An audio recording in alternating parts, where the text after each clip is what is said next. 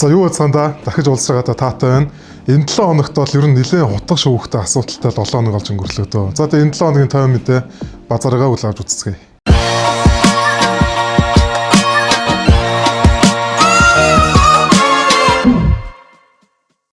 Норгийн улмааг бид нар бүгдээрээ л мэднэ. Огцрог хамархан хөдөлгөөн оюукийг бас унгаасан. Гэвч түрүү 7 хоногт хутгалуулсан. Хутгалуус үеийн бичлэг бас олдсон байна. Яагаад бас хэн хутгалсан юм бол? Сэжигдэн болохоор 4 цаг 45 минутанд орц руугаа уцаа оролтоод гарч ирж байна. 4 цаг 45 минутанд. За ардаас нь улмаа найзуудтайгаа 4 цаг 45 минутанд. Яг ардаас нь дөрүлээ 2 дортой мөрцөө орж ирж байна. Цаар ирсэн орж лифтний товч дараад ардаас нь улмаа найзуудтайгаа орж ирээд зогсож байна. Улмаа ямаарал наадлын нэг амтгиймээрэл за одоо модлцсон. За лифтийг 10 давхраас 9 давхар руу дуудаж 9 давхрын лифтний хаалга онгоход түлхэлцэж байгаа дүр зураг үзэж байна. 9 давхарт 5 цаг 10 минутанд цагтаа болуулмаг найзны өрсөн гарандаа суулчихсан лифтэнд авч сууж байна. За хулмаа байранд төрүүлээс үсэн бол одоо нэмэлт 2 найзаагаа дуудаад 2 нэсэн лифт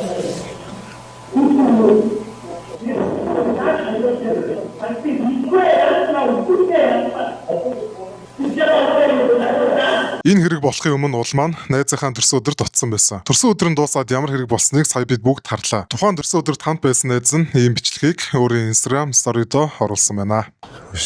Та нараа арай зэрлэг бис. Хүн үзлүүд л нийлэхгүй байж болно шүү дээ.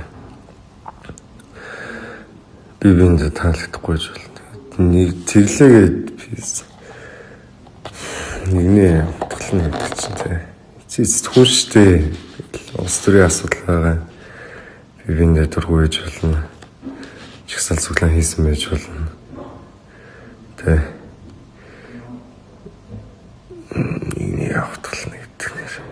Өчтөр зүгээр тэрвэрлэлтэй сайхан юмэрээ явьжсэн найз тэгээд турхаангүй байна гэдгийг би өөрөө ч мэдгүй байжээс хүн задлаад надад хэллээ. Зүгээр нэгэндээ жоо хайртай байя.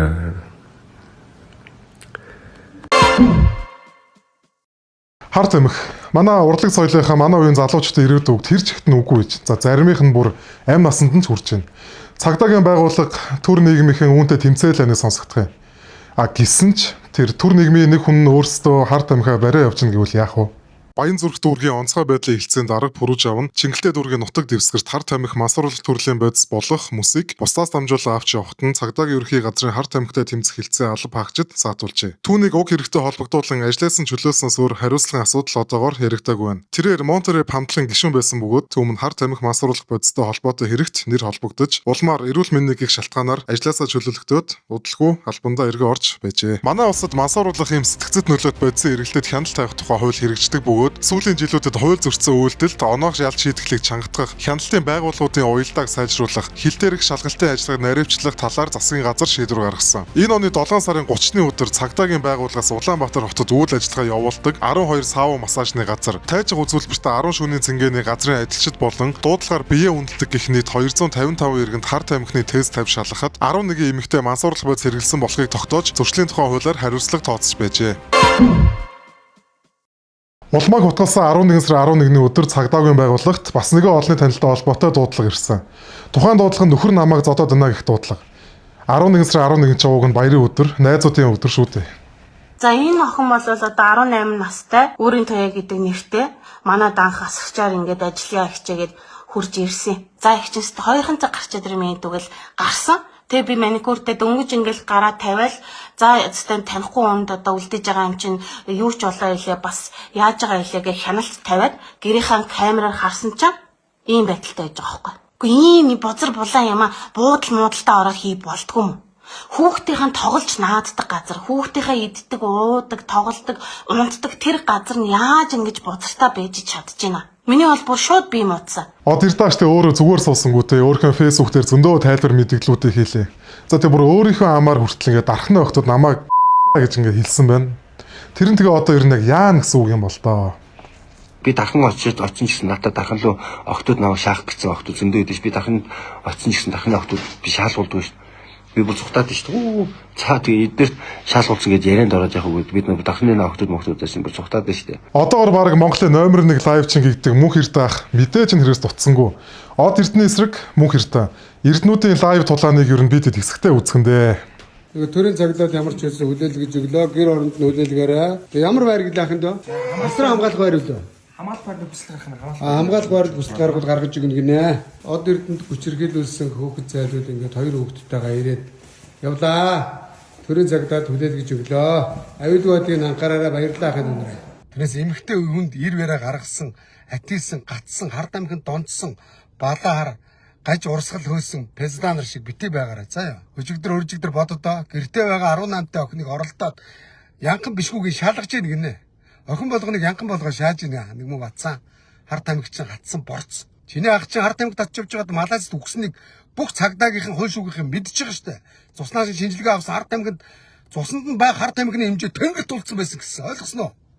Хард амиг чи атилсан гатсан борцнууд минь Монгол улсын гэр бүлийн хүчирхийллийн байдал үндэсний статистикийн хорооноос 2017 оны гендерт суурилсан хүчирхийллийн төвөр судалгаагаар амьдралынхаа туршид нөхөр болон хамтрагчаасаа хүчирхийлэл үрдсэн эмэгтэйчүүд донд 57.9% нь ямар нэгэн хэлбэрийн хүчирхийлэл буюу бие махбод, сэтгэл зүй, эдийн засаг, хяналт зохицуултын гэх мэтээр мэдэрсэн байна. Амьдралынхаа туршид 31.2% нь бие махбодын эсвэл бэлгийн хүчирхийлэлд өртсөн. Судалгаанд оролцсон эмэгтэйчүүдийн дунд 26.5% нь эдгээр хүчирхийллийн талаар хэн нэгэнд хэлж байгаагүй гэж мэдээлсэн байна. Цагдаагийн байгууллагын мэдээлэл гэр бүлийн хүчирхийлэлтэй холбоотой 2023 оны эхний 10 сарын байдлаар 28625 гомдол мэдээлэл ирж байжээ. Зэнда цагийн маань сайтаар мэдээлснээр гэр бүлийн хүчирхийлэлтэй тэмцэх хуулийн зөрчлийн дуудлага мэдээлэл 2024 оны 2 дугаар сард өмнөх жилээс 4.6%-аар өссөн байна.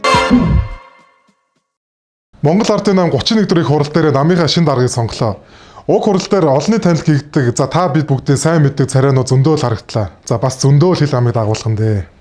Монгол Ардын намын 31 дөрөв хурал 2 өдрийн турш болж намын хөтөлбөр үндсэн дүрмийн нэмэлт өөрчлөлийн танилцуулгыг хэлэлцэж нийт гишүүдийн олонх буюу 94.95% саналаар ням осрын учрлыг Монгол Ардын намын даргаар сонглоо. Энэхүү хуралдааны үеэр олонний танил гэгдэг эрхмүүд оролцсон нийгэм цайнтай муутай хэл амыг нэлээд дагууллаа. Их ажлын ардаас after party хийхэн сайхан л зүйл. Монгол Ардын намынхан энэхүү баяраа тэмдэглэжээ.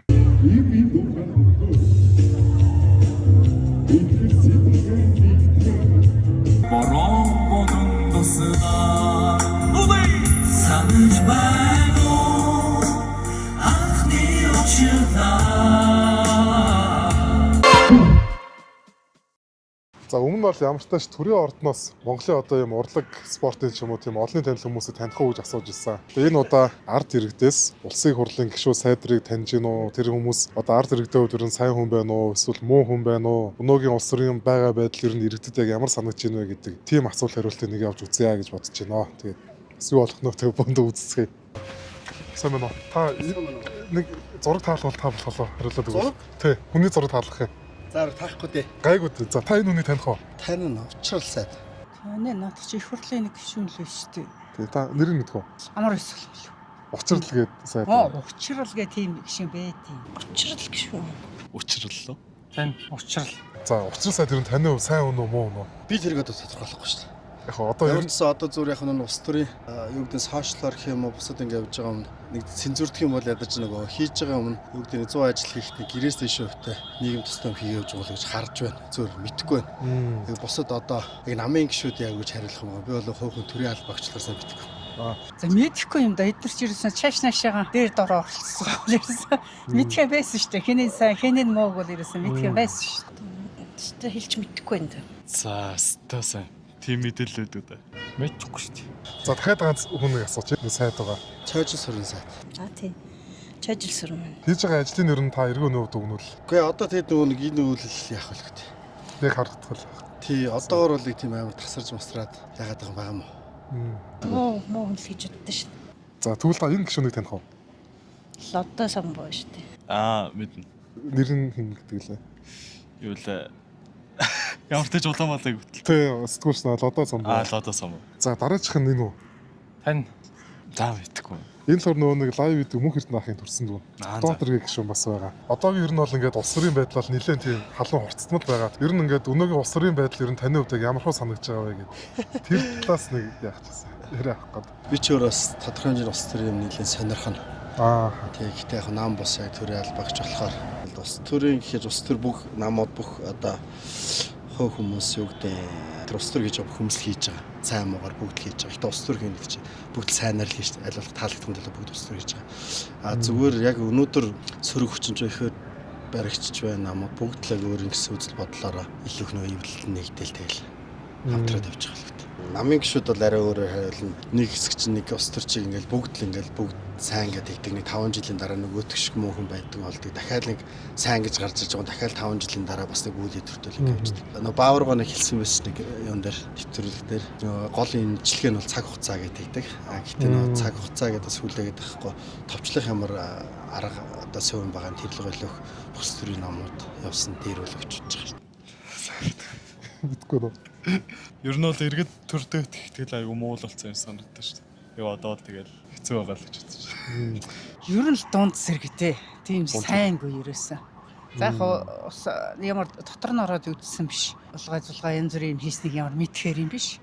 Гэтэ энэ төр барьж байгаа нь нэлээд их тааруул юм шиг л санагддаг шүү дээ. Ер нь айгүй онцгүй л шүү дээ. Онцгүй. Тийм хүн болгонд таалагдахгүй байхгүй. Тэг хинч гарсан ямар ч ялгаа байхгүй.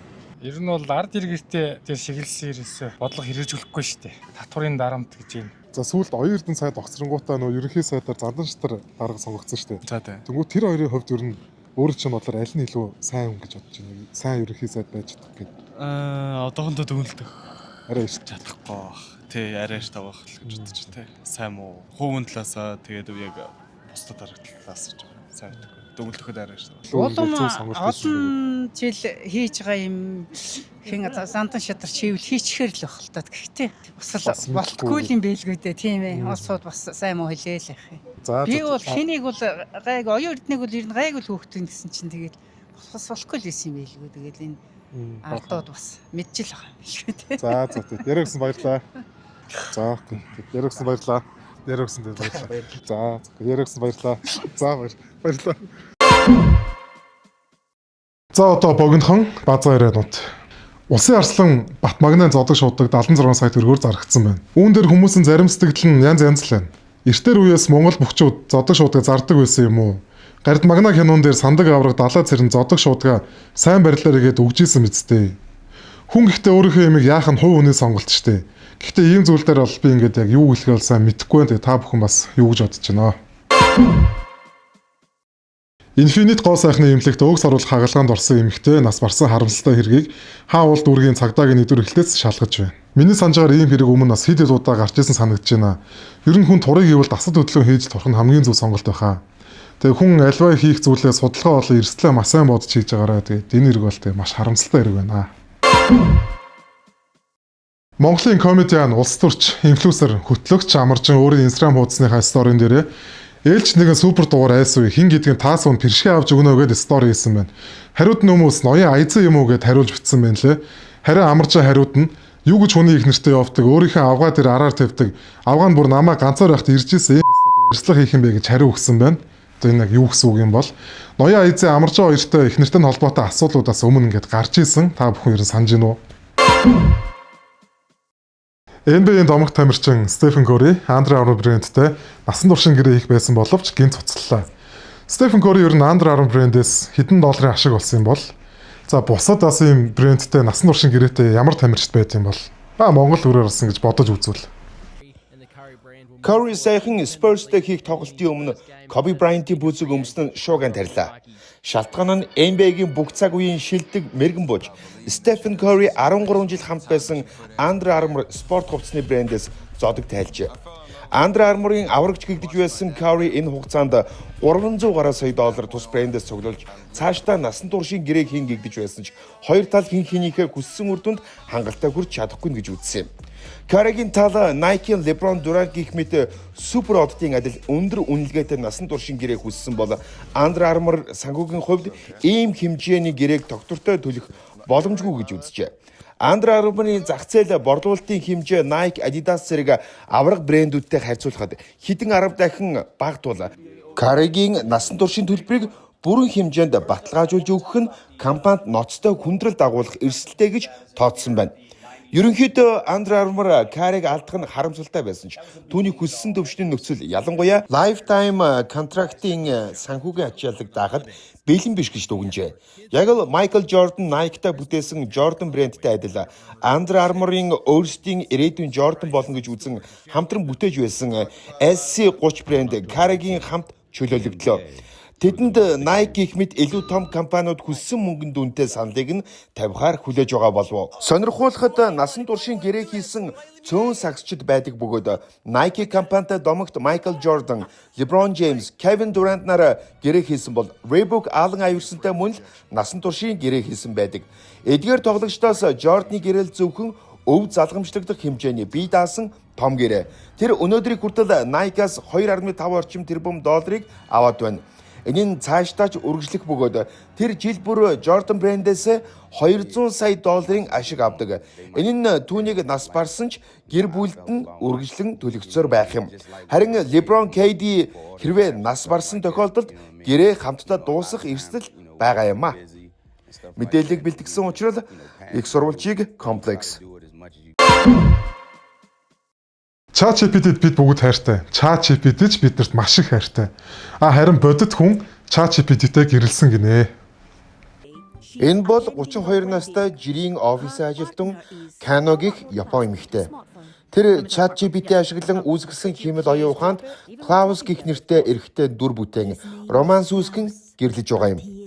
Уг гэрлэлт нь Япон улсад мэдээж хууль ёсны гэрлэлт болон бүртгэгдэх боломжгүй өгөөд зүгээр л гэрлэх ёслол үйлдэж байгаа дүр үзүүлсэн дурсамж болон үлдэж байгааг нь.